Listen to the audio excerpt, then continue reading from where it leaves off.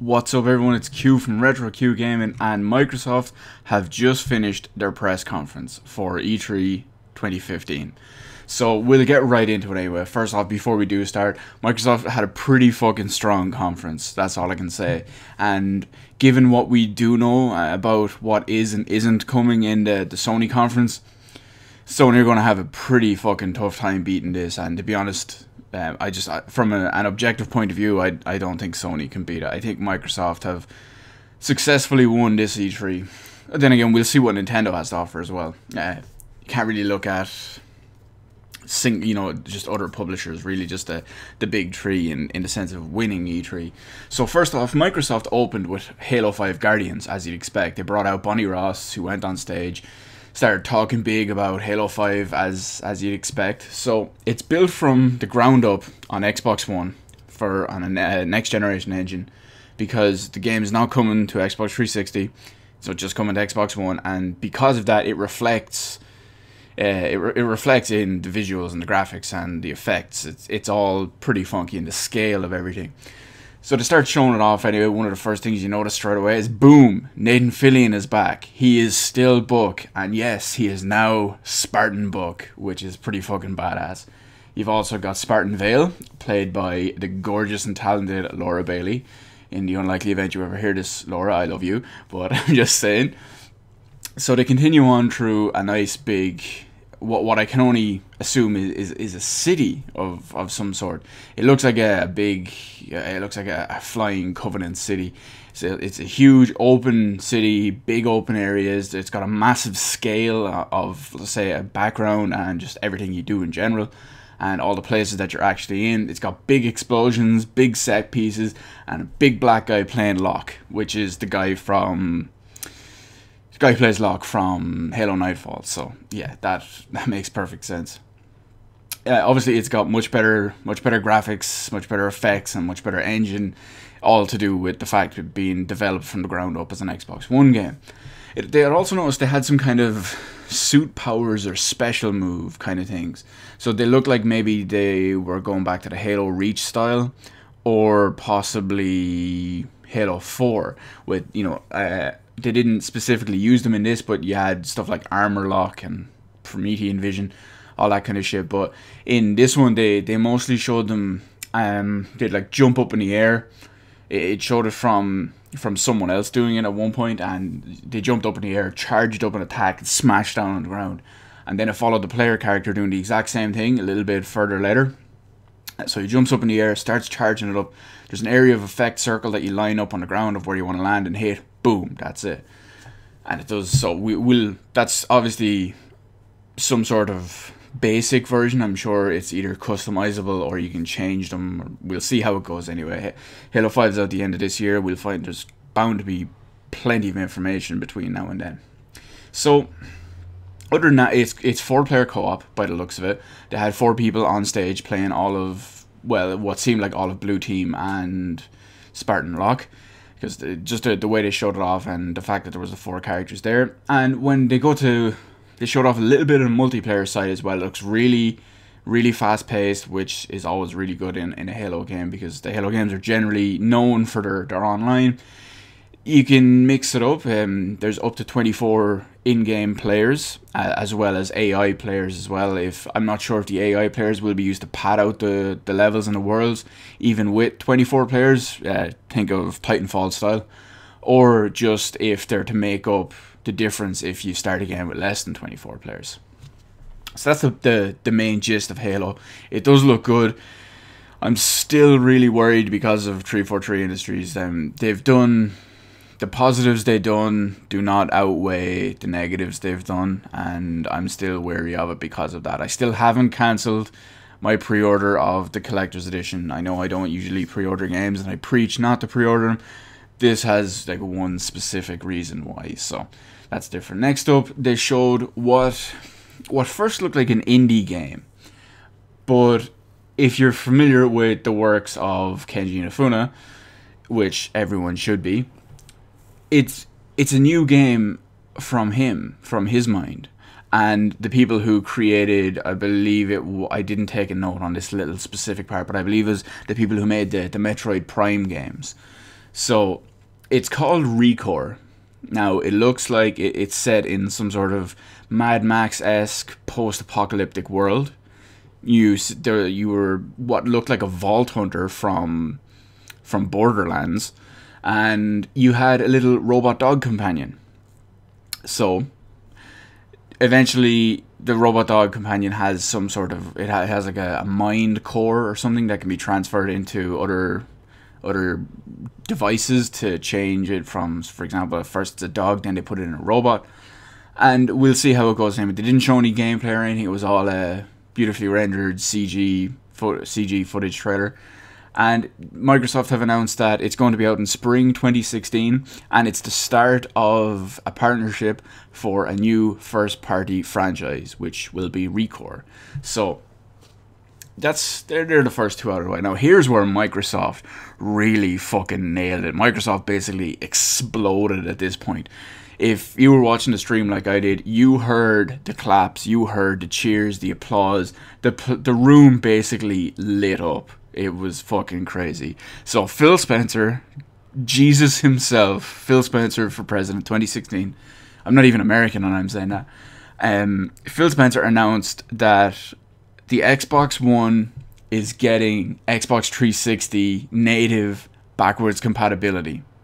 That's crazy. That's huge news. So the fact is, it's going to be done in a patch. So obviously, you know, you don't need to buy a new 360 with backwards compatibility or anything. It's all done through software in a patch. Unfortunately, it's not going to support every game right out of the bat, which is understandable. There are literally thousands of Xbox 360 games that they have to make up time for, as well as development of all the other stuff. So it's going to roll out sometime in around Christmas. Obviously, it comes with a patch, so it's, you know, there's no charge or anything like that for it. It's going to have roughly 100 title support by the time it launches for Christmas. And apparently the way it is you put the disc in of your 360 game. There was one or two little conflicts here that no one was 100% sure of, because Phil didn't go into perfect detail with it. But some people, you can either put the disc in and start playing it. If you have a digital version of a game that you bought on the 360 that is supported on the Xbox One, you will be able to, it will show up in your library and you can download it from Xbox Live onto your Xbox One and play it that way. And one or two people have also, well, not one or two people, there's a large consensus of people that seem to think that if you put a physical disc into your a physical 360 game disc into your Xbox One, it will actually download a digital copy directly to your Xbox One, and you can play it from there. Now, if that's true, or if you can play it with or without the disc in there, even from a digital version, that remains to be seen. But I think putting it in and downloading the digital copy and then being able to play without the disc installed, I think that would be a bit too easy to bring up piracy things. Like, I mean, I could buy a game and lend it to 100 people and they just download it and play it, and boom, that's it.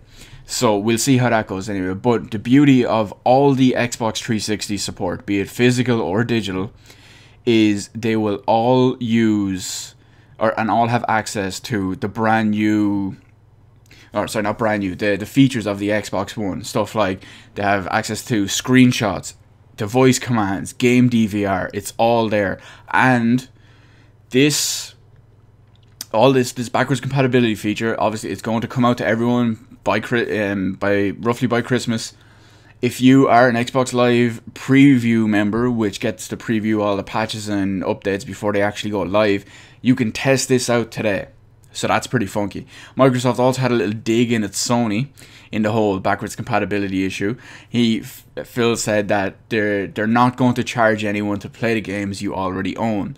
If you're not familiar with it, that's a quick little dig at PlayStation Now, in which you basically have to subscribe or pay to rent games that you may already own, just because there's no backwards compatibility.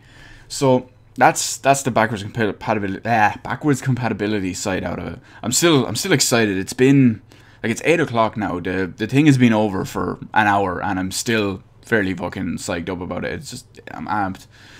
So next off, they showed off the new Xbox Elite controller. This is not the new controller that we've seen already. You know, the one with the 3.5mm jack. This is not the same controller as that. This one has customizable pieces. You can say take off the D-pad, take off the sticks, move them into different locations. If anyone's familiar with the MLG controllers, it basically works like one of those. It's got there's a toggle switch on the back where you can change the triggers to have no dead zone, so they become hair triggers. So you can have a hair trigger switch, or you can flip it off and have a non-hair trigger switch. There's also bumpers bumpers or paddles or whatever you want to call them on the back. Essentially, they would be, instead of they would be in around where the battery pack would go on an Xbox 360 controller. So there's 4 buttons, and you can literally have 4 quick touch paddles in there, which can also be customized and swapped around and moved, and they become your bumpers and your triggers. So if that's how you play, if that's the thing for you, we'll see how it is anyway. Hopefully these things are going to be, the Xbox Elite controllers, I believe, are going to be out by the end of the year, I think they said. It was all fairly fast paced for that particular presentation. So they moved on to Fallout 4 after that. Now, Fallout 4, most of it I covered in my previous Bethesda video, so I'm only going to list off one or two things. I'm going to list off the 1 or 2 things that they did specifically mention to Xbox One exclusive stuff. One of them may or may not be Xbox One exclusive. We'll see how it goes, because the Sony conference is on later tonight. So obviously we know there's the second screen app for the Pip-Boy, essentially, for, you know, your phone or your tablet or whatever it is. But here's what's really big and important. Fallout 4 on the Xbox One will support mods created on PC. They can be transferred over, played, and shared on Xbox One. That's pretty fucking huge. So that, I mean, with the extent of modding in Bethesda games on PC, Fallout 3, Fallout New Vegas, Morrowind, Elder Scrolls, fucking, I can't even English at the moment, Elder Scrolls 4, Oblivion, Elder Scrolls 5, Skyrim, the sheer amount of modding that has gone into those games is huge. Now, okay, fair enough, there's the PC crowd which can mod Fallout 4 as it is. Now, if the PS4 it cannot do this modding thing, if this is an exclusive thing between Microsoft for the Xbox One and Bethesda for Fallout 4, and not for Sony and the PS4, that is huge. That's a huge blow, because a lot of people play on PC because of the modding, and if a lot of people can play on, you know, maybe it's like, okay, I don't have a PC good enough to run Fallout 4, I'll just get the PS4 version because it may or may not slightly play better. It's unseen at the moment. So because of a slight performance boost on a potential one, at least on the PS4, that person might buy it instead of buying it on the PC or the Xbox One. Now, because of that, because of this whole modding thing, maybe it's okay, I'll take the slight drop in resolution or the slight drop in whatever, because I can play a billion different mods. So that modding coming to Fallout 4 is huge. It'll be interesting to see later tonight if it comes to Sony.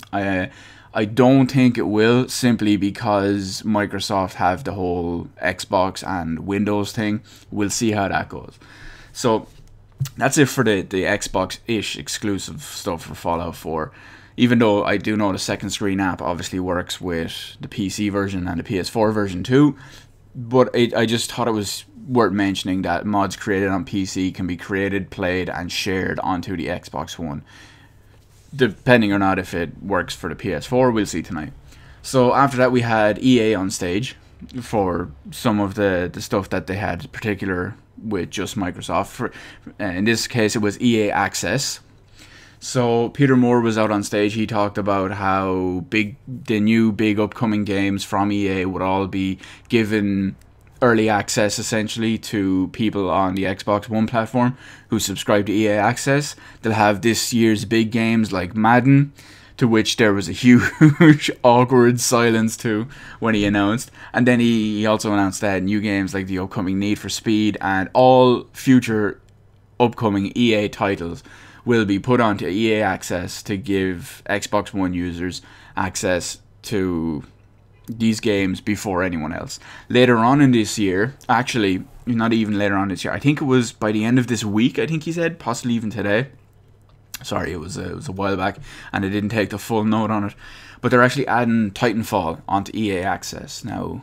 Titanfall was fairly cheap to buy anyway. I mean, I think you can pick up the deluxe edition, which is the game and the season pass, for like €10. I know I bought it last year on a whim. I played it for like a day, and that was $12.50, and that was through the Xbox store on the Xbox One. So it had the digital collector's edition or digital deluxe edition, whatever you want to call it. So, you know, maybe consider buying it rather than subscribing to EA Access. But if you're a member of EA Access, boom, you get Titanfall in there as well.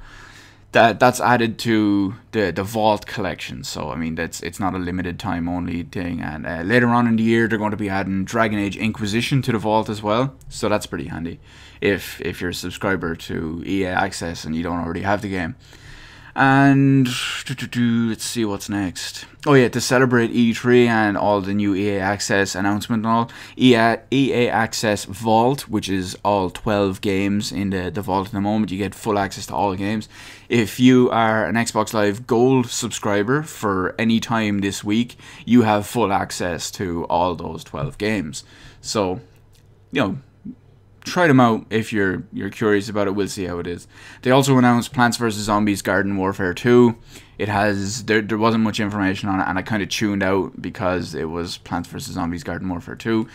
It's new everything, new levels, new maps, new weapons, new characters, new story. It's new everything basically, and it's going to be available next spring. Now, I didn't tune out fully because I wanted to get notes and all. That was pretty much it. Forza 6.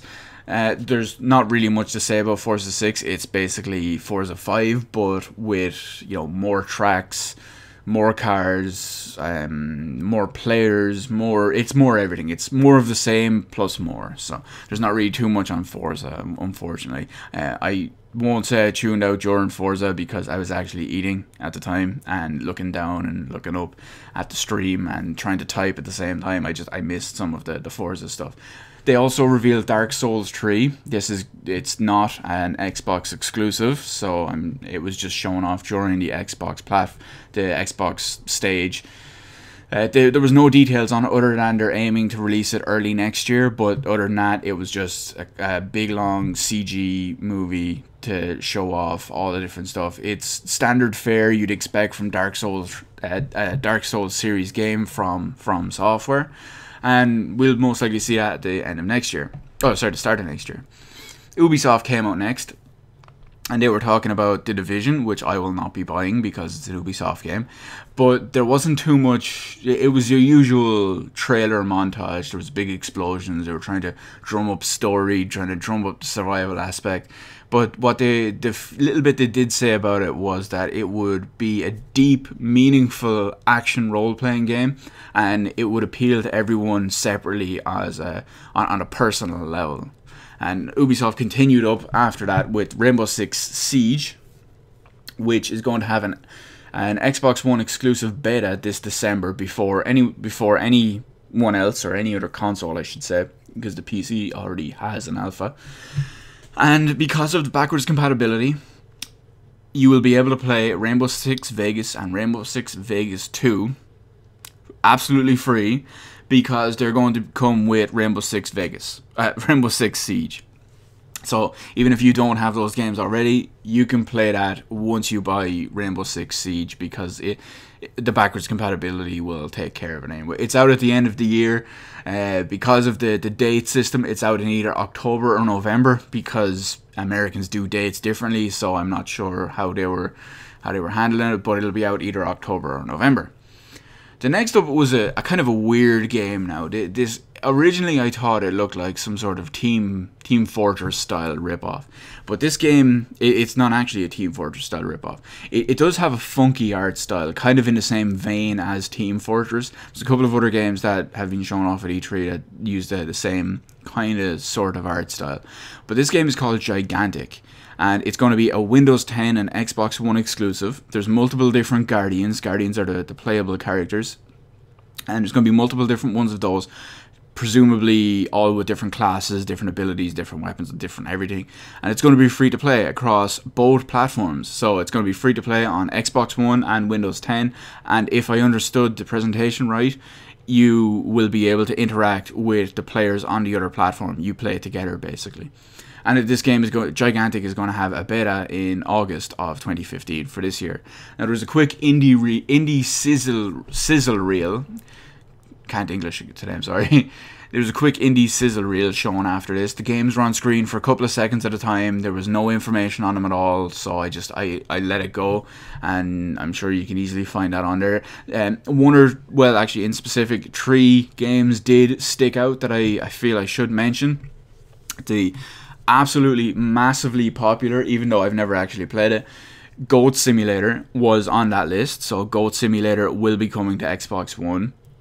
Below, which we saw 2 years ago when the Xbox One was originally announced, they showed off a couple of seconds of footage, more of that. And there's that new game that is called Ark on Steam Early Access. Now that's also coming out on Xbox One. Ark is the dinosaur hunting game kind of one that'll be on there. You can find all the information for that on either on like the Microsoft sizzle reel, or if you want a bit more information on it, actually just hit up Steam and just look for the Ark game. There's like a mini title after, it's like Ark something something something, but I can't remember what it is. So that was the end of the sizzle reel. Then they showed off more indie games and titles. This specific one that they went into detail on first was called Tacoma. Now it's basically, it takes place on like a spaceship, space station style, and what they wanted to do was make a game that takes place all in. The developer who spoke about it actually specifically said it takes place all in one house, but because a house would be too easy and too relatable to everyone, that they changed it up a bit and they made it into the futuristic, what was it called, spaceship, space station kind of thing, and it takes place all in there. We'll see how it goes. They didn't show off too much, but it will be available next year at some point. Now, another indie game that they went into detail on was Ashen. Now, this had a very similar art style to Gigantic I talked about earlier. Little bit different, but very similar. What I like to call the Team Fortress 2 graphics, or Team Fortress 2 art style. It seems to be kind of an adventure game. They showed off a lot of looking through jungles and caves and all. And the developer who was introducing it at the time, he emphasized that player-to-player relationships will be an important part of the game. Know when to trust someone, know when to work with someone, nor know when to run away from someone because they're going to do something bad. So, next game after that is a small game called Beyond Eyes. Now, they didn't show off too much of this as well, but it's got a pretty funky art style. If you're familiar with, I could probably compare it mostly to The Last Swan, possibly, on the PlayStation platforms, maybe with a bit more color. It plays like that, or the art style is like that anyway, but you play a blind girl, and this blind girl, obviously, she cannot see, and she uses her other sense to show up the world on your screen. So when, say, stuff is walking, like if other things in the universe are walking or moving along the ground, they resonate out from there, and it will paint a little picture, and you can figure out where to go and look around that way. So next up, they showed off a game called Cuphead. Yes, Cuphead. And it's drawn like a 1930s cartoon, which is exactly what they were going for. So if you're familiar with any of the old Mickey Mouse cartoons or anything, the look from there, pretty much all the sprites, the aesthetic, absolutely everything, the background, the world, it even has that kind of filter over it that makes it look like it was actually animated in the 1930s. So it looks very like a 1930s game. And they said that gameplay feel and control wise, it's supposed to play like a 16-bit platformer. So if you were a fan of Super Nintendo or Sega Mega Drive, or American case Sega Genesis style games, that would probably be one to look at once that comes out. They haven't said anything about when it would be out, but we'll hear a lot more about it anyway. So After that, they talked about a new feature that Xbox One in general is getting. Now, it's very similar to, because I was talking to a friend of mine on Steam when we were both watching this, and I actually called it Xbox Greenlight to him. I said, like, Xbox is getting Greenlight. So Xbox is getting what they call an Xbox Game Preview system. It's very like Steam Greenlight, that when a developer is working on an in-progress early access game, the community can, they can say buy access to it, play it, give the developer feedback, and watch the game grow, and possibly have some of their feedback put into it. So, the thing that's nice about this is every game is going to have a free trial before you commit. So it's none of this crap you get on Steam. You don't have to buy the game just to test it out and then figure out you don't like it and go to the hassle of getting a refund and all. Fuck that. That's a lot of effort. They have mentioned a few games in particular, some of which drove people crazy. The Long Dark was one of these games. They had another one called Shelter. And the two big ones that were announced was Elite Dangerous. I know everyone is going crazy for Elite Dangerous. And DayZ. They also announced DayZ and Elite Dangerous will be showing up on Xbox Game Preview eventually. Although, later today, probably by the time this video comes out, or maybe shortly after, Elite Dangerous and The Long Dark will both be available on the Xbox Game Preview system. So you should be able to get your free trial and try those on the Xbox 360 and go along. We'll see how all those work out. Now, they got out the guy, I think his name was Dean Hall. The guy with like 6 different accents at once. It's really weird. I'm sorry, Dean. But they showed off his new game. So he's basically making a new console MMO kind of thing. There was very little info showed off. It was kind of like a science fiction growth thing, and it was called Ion, and it's going to be showing up on Xbox Game Preview for early access. So that's really it from the indie front. Well, not the indie front, but from Ion, if you will. So after that, they showed off Rise of the Tomb Raider. Now, we all know Rise of the Tomb Raider is the second game in the rebooted Tomb Raider series. It's currently going to be an Xbox One timed exclusive for this Christmas, and it will be out on other platforms after. It will be out on other platforms sometime next year, I imagine. I'm not going to get into that whole thing at the moment, but this is the first in-game gameplay that they showed off. So it started in a cave with a torch showing off, lights, shadow effects. Then it progressed outside on the side of a big ice mountain. So it had a big breathtaking scenery, as you'd expect. And then they showed off the next type of gameplay mechanic, if you will, which is ice climbing.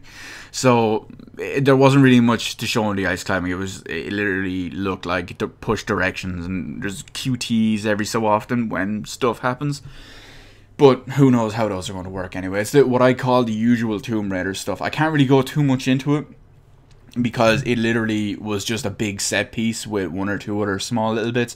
And there's no point in really me talking about them because it's something you'd see absolutely anywhere else. Or just watch anything from the previous Tomb Raider game with, like climbing and look at a big set piece, and that's basically it. There's an avalanche, running. Yeah, that's it. Jumping, that's it. So, this one basically leaked as a report this morning, and it's called Rare Replay. And what this is a collection for Xbox One that has 30 games developed by Rare over the years. Now, there will be one or two exceptions that will not be on this list. Unfortunately, GoldenEye and Donkey Kong games will not be on here because Nintendo holds the license to those, not Rare or, in this case, Microsoft. But they did show off a couple of the games that would be on there in better detail. You've got Perfect Dark. It's unclear if that's going to be Perfect Dark from the N64 style and then redone from there, or if it's going to be the version that was on the 360, and because that was done 1080p 60 FPS. I think it's been so long since I've played it, but we'll see how that goes anyway. Hopefully maybe they'll add in a little feature where you can go switch back between new and old graphics. That would be kind of cool, Halo style. Some of the other games they showed off for the Rare Replay collection. Obviously, I've mentioned Perfect Dark already. Banjo-Kazooie, Battletoads, Conker's Bad Fur Day, Pro-Am, Blast Corps, Viva Pinata, and there's like 20 odd more games as well.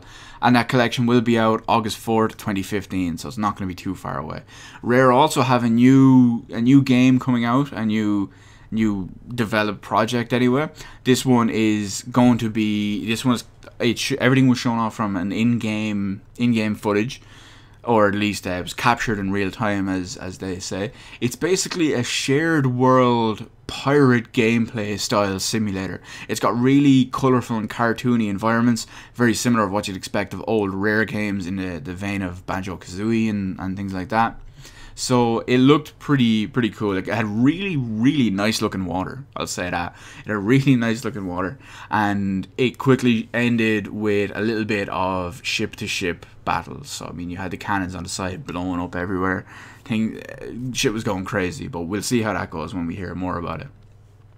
So next up, we had Cersei Lannister, who was narrating a game that we didn't get to find out until right at the end of the presentation for this game. It looked to be set in kind of a fairy tale world and a fairy tale forest for the most part.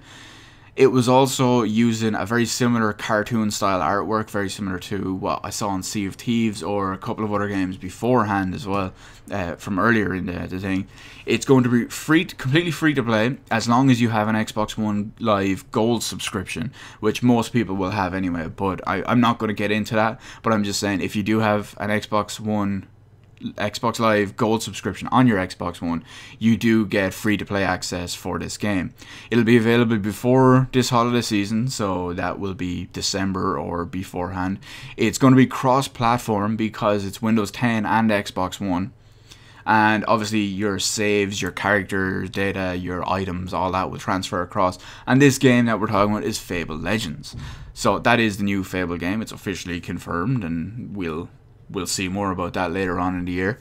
So they had someone else on stage after that. They talked about the announcement from a few days ago where Oculus Rift, aka Facebook, are partnering with Microsoft to help bring out the best possible experience, if you will, for Oculus Rift, since it comes bundled with an Xbox One controller and has native Windows 10 support right out of the box for Oculus Rift.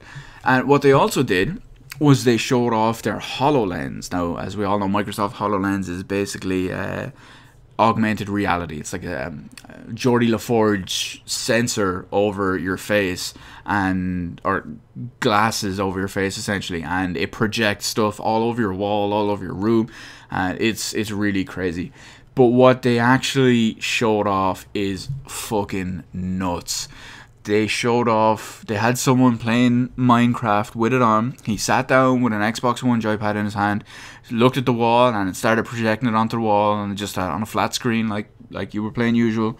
So we all thought that was cool, and they had a special camera that would show people in the audience and the people that were watching it what it would actually look like in the HoloLens. So he looks at a table, and it projects his entire world onto the table. Now, I really recommend looking at this video presentation if you haven't seen it already. It's about a 6-minute video, and it can easily be found on here, just like Microsoft E3 HoloLens, something like that. And it looks fucking crazy. There was another person on stage, and she was playing in his game world on her Surface Pro tablet. And he was looking from like a God mode kind of overall populous Sim City looking view, and he could see her moving around everything. He could see what she was interacting with. He could move the world, zoom in, see what she was doing inside buildings, zoom out. He could move the map left, right, up, down, in, out, look underground to see like what was in caves, or if she was looking for, I don't know what you call it, you know, she could be looking for anything in particular, and he could go underneath the world and look for all that. Everything was really cool. You could zoom in, watch other people in 3D. It had the entire world. It could recognize exactly where you were looking. And you know, the girl who was playing it, she put down a bunch of TNT. And what he did was first off he marked a place. He was, okay, there's something here underground, and it put up a marker. Now that's not exactly the words he said, but he put down a marker and it put it up, and she could see it. So she put down a bunch of TNT. stood back, he looked at the TNT, called for a lightning bolt with voice commands, and boom, lightning bolt. It just struck. So that is crazy. They're going to show off even more of it on July 4th and 5th at Minecon in London, and I am seriously tempted to go, even though there probably aren't even any tickets left. But if this is the future of HoloLens, I'm looking forward to being a part of it, because it was fucking crazy. The prospects of it from a non-Minecraft point of view, or even on Minecraft, is just absolutely crazy. So we're coming closer towards the end of the list now. There's really only 2 games left and one other small quick announcement that I'll have at the end of it. First up is Gears of War Ultimate Edition. So we all know from the leaks and all that have been going around about this for a while, but Gears of War Ultimate Edition is Gears of War 1 remastered with remastered graphics. So it's going to have, it's not just a straight upscale, it's actually got remastered textures, remastered graphics, effects, all for the Xbox One, with the new and better updates for that the Xbox One hardware brings. It's going to be available on August 25th, so it's pretty fucking soon out there. And they're going to have a multiplayer beta available today. Funny enough, I actually got a message off Xbox themselves through my Smart Glass app, because I didn't have my Xbox on at the time, and it gave me my code for the beta access, which is pretty cool. Now I couldn't download it because the servers are I was getting errors when I was trying to do it, so the servers are probably taking a fucking hammering from absolutely everyone trying to do it. So I'm gonna wait till a little bit later and give it a try on there. Rod Ferguson noted that it will be in 1080p as you'd expect.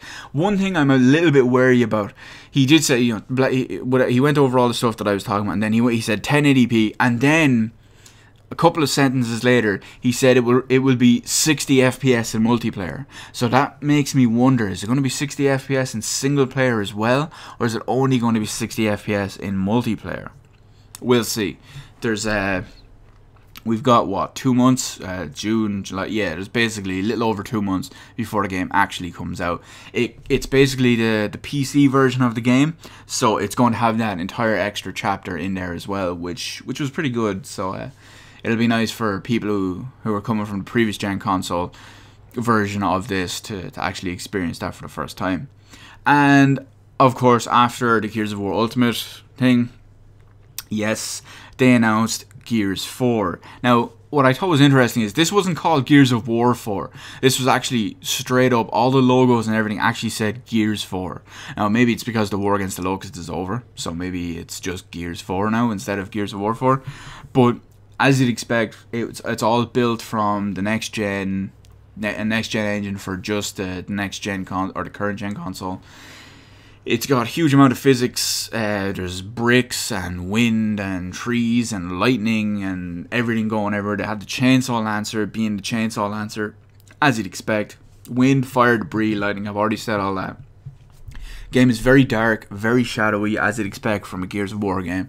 Nothing was ever bright about those. So it's a real contrast between all the dark, the shadows, the light, and especially in the trailer that they showed off, it's like they were going through a kind of a ruined, I won't call it a medieval town, but maybe a ruined old town kind of thing. It had all old blocks and old bricks, and it looked fairly old, and they were chasing some sort of monster through there anyway. But it was all supposedly made with real-time Xbox One footage and captured from there, which, given optimization, can be a good thing, because there were some worrying frame things in there. But the game's under development, so I'm not going to get into that. And they've also said it will be available on holiday 2016, so expect that for next Christmas, not this Christmas. And that's all the games and stuff related news. The last quick one is Phil Spencer did note Windows 10 is going to release on July 29th. So it's out in about 6 weeks from now for Windows 10. And most of you should probably already have your free upgrade choices and free upgrade steps and all already chosen and made for it. So that's it. I think Microsoft really did a really good job with this console. They really listened to, sorry, not this console, this conference, and they really listened to what people had to say and actually put it into practice. So let me know about anything I've spoken about in this video, because it's a big ass conference, so I'm not going to list everything individually. Let me know any of that stuff in the comment section below. Hit the like button, hit the subscribe button. You can follow me on Twitter, details in the description below. Thank you for watching. Thank you for putting up with this extra long video again, but it's E3, it's to be expected. I'll see you on the rest of the videos in my channel while I wait on the rest of the, what is it, EA and Sony tonight, and we'll see how those go. But I think Sony are going to have a hell of a tough time trying to put up with this anyway. But that's a whole different video. So thanks again for watching. I'll see you in the rest of the videos in my channel.